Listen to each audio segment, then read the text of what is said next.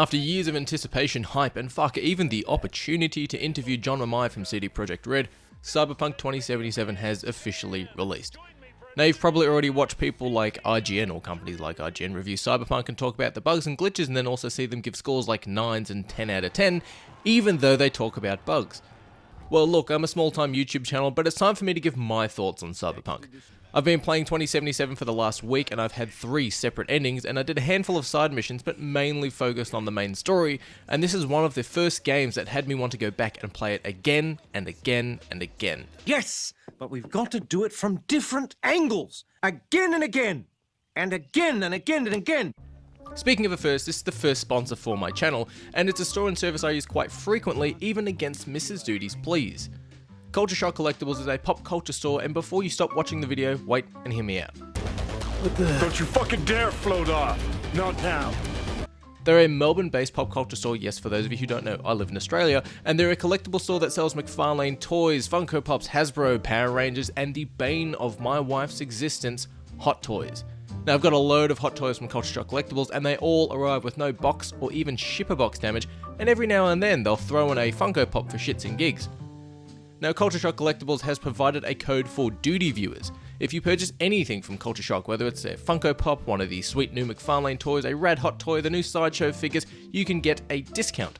Use code DUDI123 in the discount code field and get 10% off. Now, for those of you who are located in the States, you might be wondering, why use Culture Shock Collectibles other than other retailers like Sideshow or other pop culture stores? And good question, Fred. I assume your name is Fred. And Culture Shock has not only been a supporter of my channel since day one, they have a fantastic range of collectibles, but personal customer service. And if you can't find what you're looking for, hit Michael and the team up at Culture Shock and they'll help you however they can. They've found some hidden Chase Funko Pops for me just from asking about them. Now, it might be a bit late for Christmas presents, but it's never too late to grab something sweet for your desk at work, shelving units, or even just something for a kid. So go over to Culture Shock Collectibles, the link will be in the description below, and use the code DUDI123 for 10% off. Cyberpunk 2077 is the definition of the most hyped game of all time. Honestly, think of another game that's had so much hype there's been cosplayers putting LED lights into their fucking eyes in anticipation. Anyway, the day has finally come, and while yes, there are bugs and issues, CD Projekt Red have made a pretty damn good RPG that's had me hooked, and Mrs. Dudi annoyed that I haven't been spending time with her. Now, I've been playing Cyberpunk on the Xbox Series X and have seen how it looks like on PC. Check out my dude G-Man's review for PC gameplay, and I've heard the horror stories of Xbox One and PlayStation 4 copies, so I can't comment on those bugs issues, just as an FYI before I get into this. Now, I want to avoid spoilers as much as I can, but at the same time, Cyberpunk has been out for a week now, so I won't get into anything I consider to be spoilers, but I'll do my best just in case there's any footage. Also, there is a load here in Cyberpunk, and honestly, it can be played your way. You can unlock and purchase augments that change your character's movement and abilities. Now, I'll be talking about my experiences with my first character and their playthrough, and the gameplay decisions I made. Now, that doesn't mean my playstyle will be the same as yours. Speaking with 2 friends who've been playing, we've had completely different intros, different weapon preferences, different augments, and obviously, different experiences. Now, this has been said before with games like Skyrim, Fallout, The Outer Worlds, and it's the same again here in Cyberpunk 2077. Now, I made my character to feel and look like a Han Solo Malcolm Reynolds style character. I put all of my attention into using my pistols and keeping cool, and didn't focus on hacking into cameras and enemies and using things like the iconic Mantis blades. I actually barely had any augments in general really, and I never ran out of ammo and used a melee weapon. The story of Cyberpunk 2077 all depends on what you select. There are 3 options to choose from in regards to the start of your character creation. You can make your character a nomad moving from place to place, a street racer just like something from Fast and the Furious, and the final option is corporate working in skyscrapers. Wanting to make a Han Solo-esque character, I made a nomad and tried to make my character look like me, but with hair because I'm actually bald in real life. Bald! Bald! Bald! Now, depending on what you select for your intro will change how your character starts the game. Speaking with a couple of mates of mine, they picked Street Racer, and obviously not only was their intro different, but their character's iconic car was different too. You'll have an intro that not only introduces your character to Night City, but it also introduces you to the character you've created. Unlike things like Skyrim, where you start in the middle of a cart in the middle of, well, Skyrim, your character is roughly in their late 20s, early 30s, and they've already had a life before you decided what they look like, what sex they are, or whether or not they were circumcised or not. From here you'll be introduced to the fantastic character that's Jackie. He's the Chewbacca to your Han... Sorry, I'm going to stop with the Han Solo references for now. But for me, Jackie introduced me to Night City. You'll have a Rocky-styled montage of the shenanigans you and Jackie get up to, and then you'll be introduced to the open world of Night City. Now, just like Assassin's Creed Valhalla, the introduction of Cyberpunk 2077 takes roughly 3 hours before the opening titles appear. After this, you'll be introduced to Johnny Johnny Silverhands, which of course is portrayed by the fantastic Keanu Reeves, and just like you'd expect from Mr. Wick himself, it's great. Now, some reviewers have said that Keanu's portrayal has been static, boring, robotic, or unnatural, but honestly, I had no issues with this and actually found myself caring about what Johnny Silverhands thought and cared about him. Now, I can't talk too much about the character of Johnny without getting into spoiler territory, and maybe I'll make something of a video a couple of weeks or a couple of months down the line to avoid spoilers for anyone watching it now, but Johnny is a fantastic character that supports and entertains not only through the main campaign, but side missions too. The world of Night City in Cyberpunk 2077, wow. CD Projekt Red have made a fantastic city, but it merges so many different pop culture worlds together it makes its own separate universe.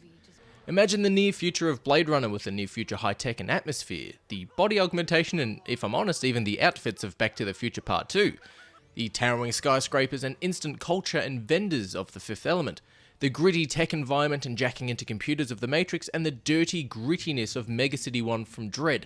Not Judge Dredd, but Dredd. I've seen some fantastic top floor restaurants and buildings, but also V, which is your character's name's apartment, feels like Corbin Dallas's apartment from The Fifth Element. The world is populated and feels alive, and it puts cities like San Andreas to shame. Though, if it isn't obvious, this game is adults only. There are sexual references, ads, sex toys, nudity, and everything, everywhere. It's not even safe for a kid to walk through the living room while you're playing this. Something that did surprise me though walking around Night City is children. You'd think a city full of sex, drugs, and rock and roll wouldn't have kids, but there are kids, and some of them are wielding fucking guns. It's madness. Now, looking at the map, you might think Night City is pretty small, and I thought this at first as it shows you what gangs are in what district, but you can drive out to the city and into the barren deserts. There's wind and solar panel farms, raiding gangs, and more. It feels a little bit like Borderlands when you go outside of the walls of Night City. Gameplay-wise though, let's talk about that. Yes, Cyberpunk can be played your way just like Skyrim. If you prefer shooting or close-range characters, you 100% can. If you prefer to do the Watch Dogs thing and hack into cameras and affect enemies and sneak around knocking enemies out, you 100% can. And that's what Cyberpunk does so well. Multiple missions of the game, characters or side characters would suggest going in quiet and only going loud if you must, and when push came to shove to go loud, my build would welcome those moments rather than sneaking around. But let's get to the actual gameplay. For a Nomad, the first thing you do is drive a car, and the driving controls are both very loose and very tight at the same time. It's like driving a Formula 1 car, but the wheels are made out of pizza. Now you can decide to drive in third person or first person, and the driving reaction and handling feels like you're sliding a potato across a buttered countertop. Doesn't matter what vehicle you're driving.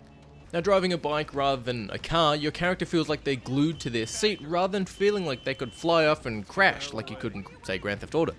There's no feeling of balance on the bike.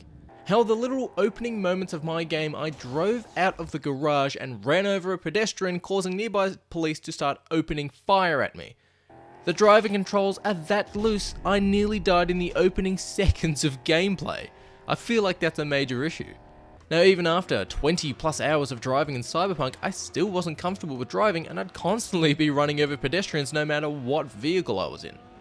Now, I will say driving in first person gives you a bit more view and control over the steering, and the attention to detail inside each car is fantastic, but they still feel really loose. Now, there is a fast travel system too that isn't too bad should you want to avoid driving, but then you also miss this fantastic world that CD Projekt Red has made. In the start of the game, there's an introduction to some flying vehicles, and due to the pop culture influences of Night City, I half expected some vehicles to fly, but no. All travel is done on the ground, where it would have been great to just lift up and get the fuck out of traffic. But the combat and gun control, let's move on to that. Now, it doesn't feel amazing like something like Doom Eternal, because the gameplay and combat of that is amazing. But the combat here is serviceable and entertaining. It feels weird with the cover system and such, but it also isn't really anything new. You'll pop out of cover around boxes or walls and shoot enemies anytime your weapon is held up near cover. While it's pretty standard combat, it also has RPG mechanics tied into it. Now, depending on what weapon you're using and have equipped and what mission and enemies you're doing will depend on the enemy damage and difficulty. Just like you'd expect from any RPG, Cyberpunk will tell you if a mission is too hard, average, or easy to action. One mission that rewarded me with the iconic Cyberpunk car was harder than the main story missions, but by playing it smart, safe, and of course, aiming for the head, this mission was achievable no matter what the required difficulty was. You can equip 3 different weapons at once, and by pressing Y, reminder I was playing this on an Xbox, you can switch between the weapons. Now, depending on your playstyle, depends on what weapons you have equipped, but you can also go into your inventory and swap out your weapons at, well, any time, just like Skyrim, Fallout, or really any other RPG. Now, majority of my playthrough, I was using a power rifle, a shotgun or sniper rifle, and a smart pistol. Now, speaking of smart pistols, there are 3 different weapon types in the game. Traditional weapons where it's just aim and shoot, as you'd expect. Power weapons that can be charged and fired through walls, and this was one of my main weapons where I'd charge rounds and actually hit people in the head through a solid pillar or a crate. And the last one, of course, it was my main weapon, was a smart weapon. Smart weapons will target and aim at enemies, and the bullets will follow the target around cover in some instances. One of these special in-game weapons like Skippy will even exclusively aim for the head with each round. Please choose one of 2 operating modes. First mode, puppy-loving pacifist. I will aim at the enemy's lower extremities. Second mode, stone-cold killer. I will aim exclusively at the head. Though I did find it a little bit weird and unnatural how your character holds their weapons. Walking around and exploring with a weapon out of their holster and outside of combat, it just hangs there. It just seems a little weird, but hey, look, this could be me. The combat in 90% of the game is pretty straightforward, but there are times in Cyberpunk where you play as Johnny Silverhands, and this is where you feel like the Doomslayer. Johnny's signature weapon is a heavy pistol that fucking kicks, and you'll feel powerful and badass like Harry Callahan, but also cool like Han Solo. Sorry. It's just we haven't slept in days and we're running out of money and banana bread. I mean, look at the reload animation. The RPG mechanics for combat don't exist in these moments, and honestly, I think this combat style works. I like the idea of power weapons and different weapons do different types of damage, but having the leveled gear and this level 5 revolver does 10% more damage than the level 4 identical revolver just doesn't make sense, at least to me. But play the game on easy story mode and you won't really need to change weapons and armor out that much unless it's an aesthetic thing for you. The game is even easier when you find Skippy, as he can exclusively aim for the head. Now, there are also some pretty cool and unique weapons out there, but when I found the power rifle, that boy stayed with me until the credits rolled alongside Skippy. Now, speaking of armor, you can change your character's outfit at any time unless it's in a certain mission or some cutscenes, and depending on what you're wearing will increase your armor. Basic RPG mechanics, right? But you won't really see your character. Sure, you see them here and there and when you're driving in third person, and it's a shame because the outfits and accessories in this game are fucking fantastic. The inventory and armor systems are basically the same thing we got in the Witcher series, well, but cyberpunky. Even the menus are the same, and basically, hey, if it ain't broke, don't fix it. Now that brings me to another issue though. I spent about 30 to 40 minutes customizing my character, and you only see them when you're looking in a mirror and when driving in third person, or when you go into photo mode. It would have been great if there was a third person view like we got in Skyrim and Fallout. It'd be great if we got this as a later DLC option, like the reverse of what GTA did, how they added a first person mode after the game released. There's even some customization options that you'll never see. You can decide what your character's pubic hair is like, and for obvious reasons I can't show you, but there's a heap of customization options that you'll just never see. Now, just like you'd expect in an RPG, there are 2 different leveling systems. The standard one where you get abilities and perk points that increase your health, your stealth, your efficiency, and so on. And then there's Street Cred. Street Cred is your reputation in Night City. Now, you'll only be able to use certain abilities and purchase certain clothing when you've got enough Street Cred, and seeing as it's an RPG, everything you equip improves your stats. On top of that, there are rare weapons that can be upgraded with mods. Just like you'd expect, you can increase the damage output of weapons, add attachments like scopes, and so on. Now, there are tutorials teaching you how to add attachments and how to craft items. Now, I'll admit, the only thing I crafted while playing Cyberpunk 2077 was a hard-on with the porn everywhere. Hey, you looking for some company tonight? It begins! There are even enemies called netrunners that'll hack into your systems and damage you, and the game does teach you how to play the game, but some of these tutorials are blink and miss them moments. Just like in GTA, you'll have a phone where you can contact support characters, action side missions, and even summon a vehicle. Basically, it's like calling your horse in Red Dead, but it's a self-driving car that stops when it arrives to you. Finally, the world of Cyberpunk and Night City is fantastic, and CD Projekt Red have put in a load of work into it, but there have been a heap of bugs that have ruined my immersion, but also some that I've lost my shit. During one cutscene, one character kept saying, "Hey V, what's up?" during important cutscenes. Well, what's up, V? But I've also seen a stripper pole go straight through a stripper's head. Now, I've also been in populated areas and there are a heap of random and unique characters walking around, and they'll walk straight through you. That kind of breaks the immersion, and yeah, NPCs will say stuff like "excuse me" or something like that, but you're walking through people. The only characters you can't walk through are enemies, proper characters, and guards. Similar thing with driving too. As stated, the controls are a bit loose, and hitting other cars, the drivers won't react normally to someone hitting them. In Grand Theft Auto, if you smashed into another car, they could get out and attack you, swear at you, potentially shoot at you, or if you hit the car hard enough, they'd die and have their head hitting the horn.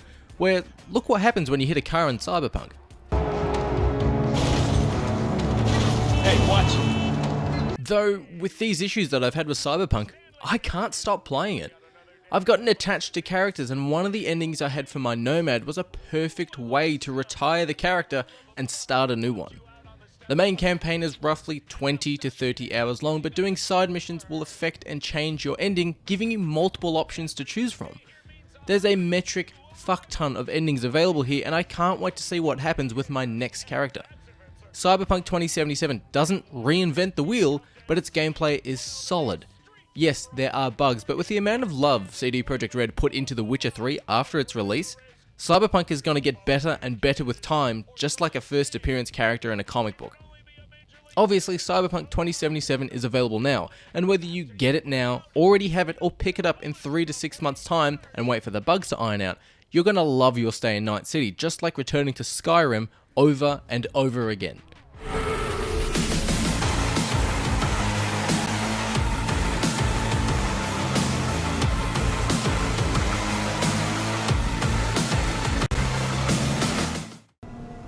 Bum bum be dum bum bum. What are you doing? I'm making the wait more pleasant with a soothing melody. Bum bum be dum bum bum be dum bum. Test successfully completed.